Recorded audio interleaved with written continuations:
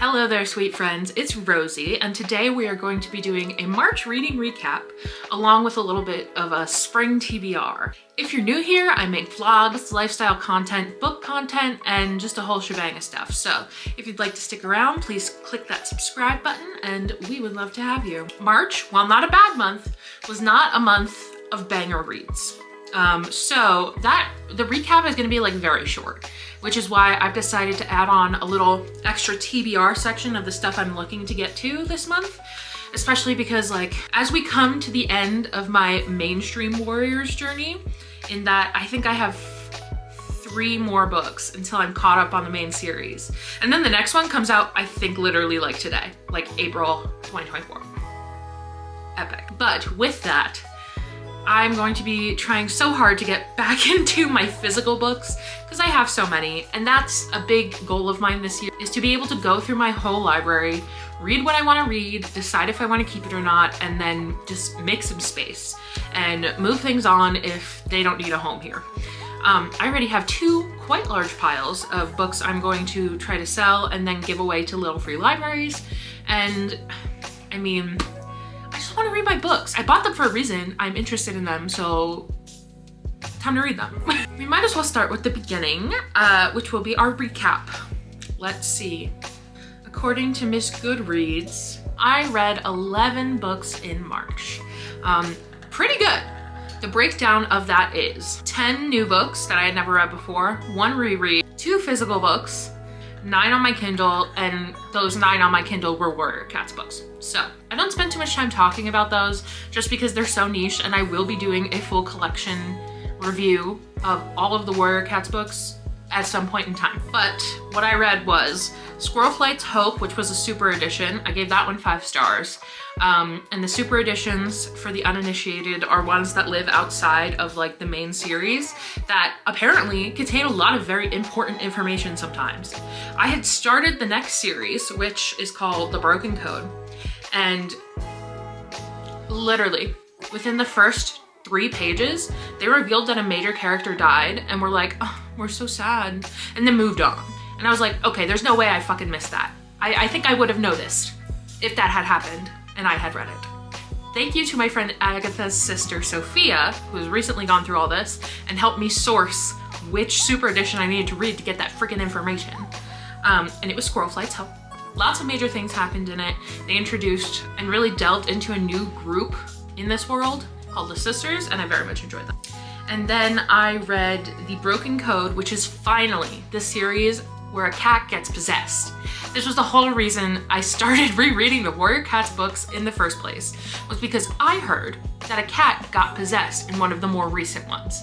And I was like, how the hell did we get from those first books I read back in 6th grade to here, to cat possession? Overall, the series was really interesting to me because they introduced that new group, the Sisters, who are a lot more into like ghosts and spiritual things, and they brought that aspect to the story and like the world of Warrior Cats, because they have like a heaven, but they did not talk about, you know, they really delved into the other parts of like where you go if you don't go to StarClan Cat Heaven, and I love that. I thought it was really cool. They have like cats who can see ghosts now. They have cat mediums. They have another like epic end of, you know, series battle, which was very good.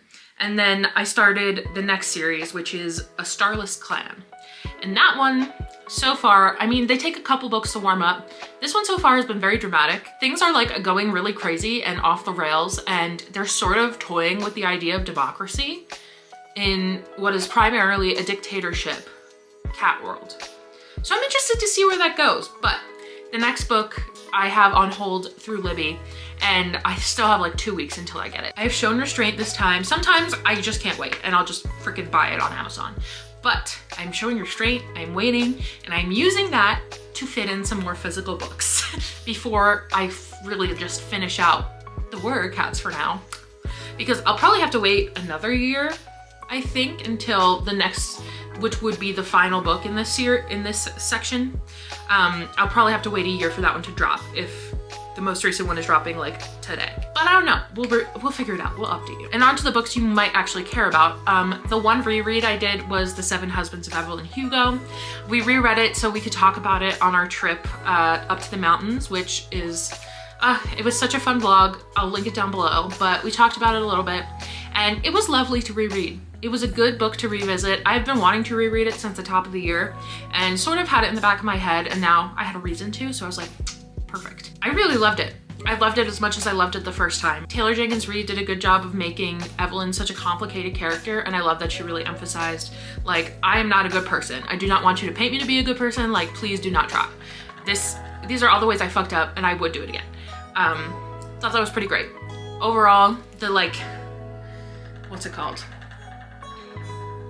The scaffolding of the story, in which they're telling it from the present through a journalist, and like that whole section of it was just sort of like random, and I understand why the twist they did at the end, like why she did that. I still didn't love it the second time around, but whatever. Evelyn's story, which is the majority of the story, banger, 5 stars. And then my book of the month was Listen for the Lie by Amy Tintera. I said in my favorites that this was probably my favorite book of the month.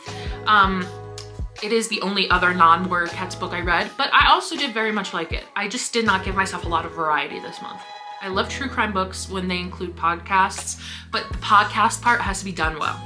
I've seen some cringy ones where I've DNF'd because I don't like how they're doing the podcast part, and I've seen some really good ones, and this was a good one. I gave it 4.5 stars, I think. It's like, you know, it rounds up in Goodreads. But, I mean, I tore through it. I thought it was wonderful. And a really good, I know it's her adult debut, so slay, Amy.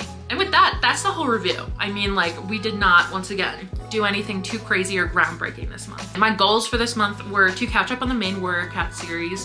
However, obviously I didn't do that. I only have 2 more left, 3 as of today, but I'm waiting on the library to give me them. So I'm fine with that because that means I did not spend money. So that's good. Read 4 physical books. I did not read 4 physical books last month, I read 2. De-haul my shelves, which I did do. I put that in a vlog somewhere. I'll link it down below.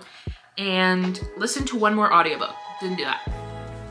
Well, no, not really. I listened to parts of Evelyn Hugo on audiobook when I was with Ashley because that's how she was reading it. But that, I'm not gonna let that count. For this upcoming month, I really want to focus on the physical books. I have read 4 physical books in my monthly reset, but I would really love to read more than that. And I like really have to get better about looking at my Kindle and using my Kindle for books other than Warrior Cats books because I forget that they're on there. Like, I logged on to order my book of the month. I ordered the Abby Jimenez book, if anyone cares. And I saw that they were advertising the add-ons, and one of the add-ons is, I think it's called The Familiar. Yeah, The Familiar by Leigh Bardugo. And I almost added it, and then I was like, bitch, I got a free advanced reader copy through my Kindle like 3 months ago, and I just never touched it. So I need to go through, and specifically the 2 that I want to get to are The Familiar and Ruthless Vows, the second book in the Divine Rival series. I just need to do it. And once again, I would love to get to my library at some point. Going to my library would be very good. I have tried to go after work, but they close at 6, and Kenan doesn't get home until around 4:45, 5. And so it's frustrating. So I can really only go on like a Saturday. And I haven't had a Saturday where I've done nothing in a while, so maybe the next time I have time, I'll try to go because I would like to. I would very much like to. However, I do have so many books here that I can just read, so it's not top priority, but I would like to. Now let's get into the TBR section. Fun little spring TBR. As I said, I do want to read those 2 books on Kindle. The second Divine Rivals, Ruthless Vows by Rebecca Ross, and The Familiar by Leigh Bardugo. And I have been seeing so much about so many different series, and I'm like, I want to start all these series, but I can't because I'm in the middle of other series. And so I compromised with myself. I was like, okay, you're gonna finish 1 series and you're gonna start 1 series. The series I would like to start is the Cruel Prince series. I have had the Cruel Prince for forever. Kenan got me the Queen of Nothing for Valentine's Day, and I realized that that was the 3rd one, so I got the 2nd one on our trip last weekend. Holly Black, I've heard wonderful things about. The Cruel Prince, I've heard it like just gets better and better and better, and I think that's just what I'm in the mood for, you know? I don't know too much about it. I know there are elves and fairies and whatever, And I was told if I liked the ACOTAR series, I would like this. So that's where it's hooking me in. I gotta see what it's like. I'm excited to see. I also keep seeing, I don't know what it is about my Instagram algorithm, but it keeps showing me fan art for books that I have not read, that I have not looked up, that I have not engaged with. And it started showing me Cruel Prince fan art. And I was like, that looks cool, what is that? Not something I know. It also showed me fan art for What the River Knows, and that's what got me to do it. So I'm taking that as a sign from the algorithm gods that they want me to read The Cruel Prince next. And who am I to not listen to them? And then the series I'm gonna finish is the Dark Olympus series. I think the final 2 or 3 are coming out soon, but I have all of these. I am on Wicked Beauty, which is Helen, I think Patroclus, and Achilles' book. I did not get very far. I read like the first chapter. And I have all these other ones.